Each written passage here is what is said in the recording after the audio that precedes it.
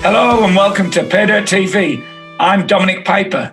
Today I'm joined by James Churnside, Chairman and Managing Director of Dart Mining NL. James, thanks for joining us. You're welcome, Dominic. Nice to be here.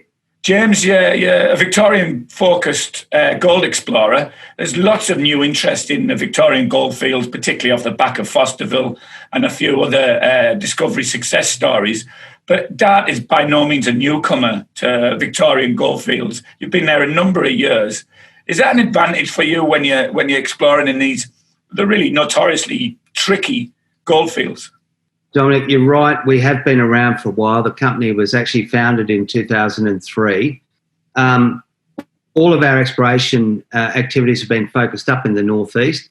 It is an advantage having been operating in Victoria for a long time, not least of which is finding your way through the regulatory environment. Yes, we know all about the challenges some explorers have been facing in Victoria, working their way through the red tape. This week you announced some results from the Fairleys prospect, part of your Buckland Gold project up in the northeast of Victoria there. They look pretty impressive, the results to me. Did they deliver on what you were exactly hoping for? Buckland Gold project at the moment, or the way we define it, is a series of stacked shear zones extending along 17.5 kilometres of strike and still open on a southeasterly, northwesterly orientation. We know from historic drilling programs that Dart has conducted in the past that there is mineralisation at depth. We've got mineralisation from nearly 7,000 surface samples that we've taken over the last 18 months or so. We've done a lot of mapping. We started to drill a fairly intensive, not a massive program and not particularly deep, although when you take into account the relief of the ground down there, extending about 260 metres if you build in for that relief. Are you looking for Fosterville style mineralisation, or have you got an idea of exactly what you're targeting? No, the mineralisation style down at our Buckland Gold project is very similar to that they're seeing over at Fosterville. If you look at the macro geology of the area, that particular mineralisation sort of heads north from Fosterville up to about Wodonga, which is up on the border with New South Wales, and then sort of swings around the horseshoe shape down to the Buckland Valley. And we're kind of at the other end of the horseshoe. It's all about very high grade or super high grade pods of gold and mineralisation, many of which are represented through historic workings. But what we're also seeing is a disseminated halo effect. And what we're trying to test in this recent program was the extent of that halo effect. And it delivered in spades. Yeah, we've had some really good hits. We've got better understanding now. Bear in mind, this is the third time that Dart's been down there. I think we put in 18 holes, got some great hits.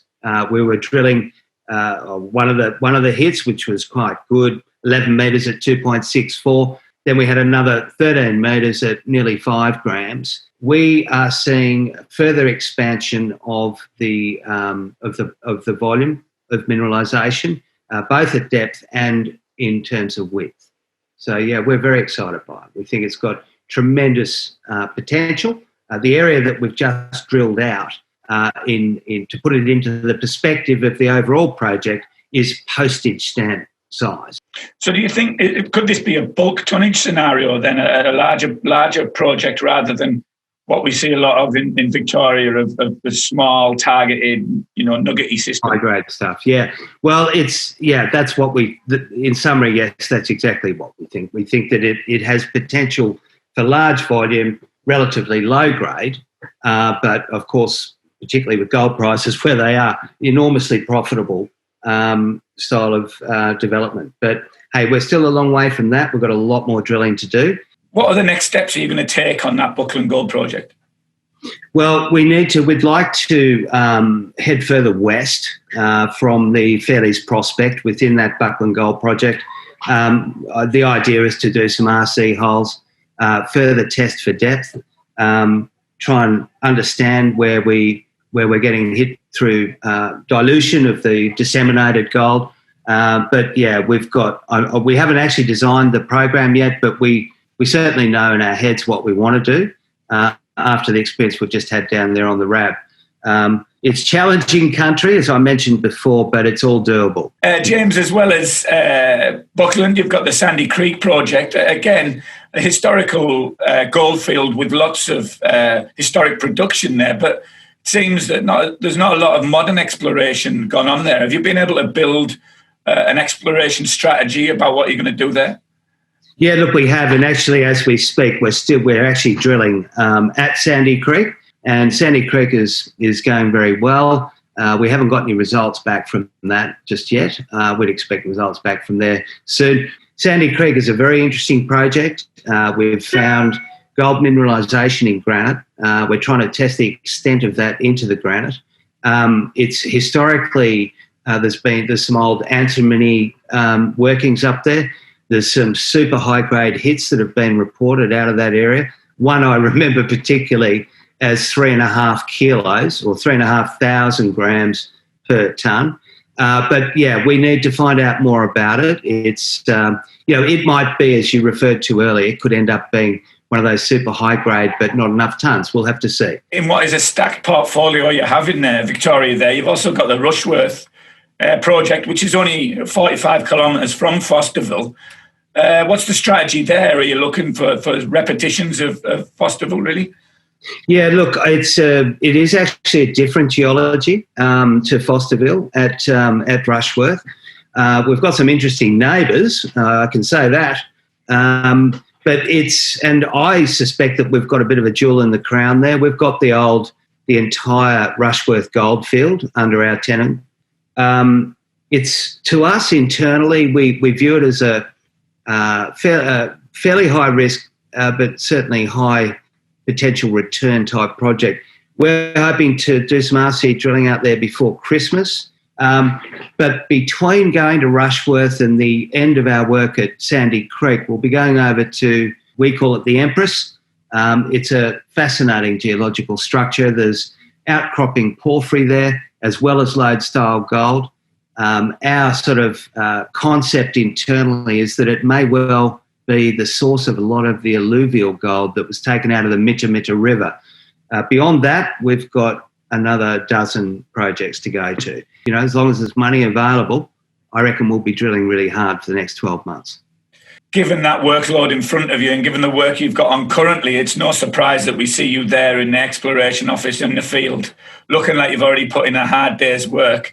From them results, what else can investors expect from the next couple of months in news flow regards from the company? Well, look, beyond our lode-style gold projects, we have porphyries, and porphyries are becoming much better understood in Australia. There's been a big land grab up and down the Lachlan Fold Belt. There's a number of companies involved there.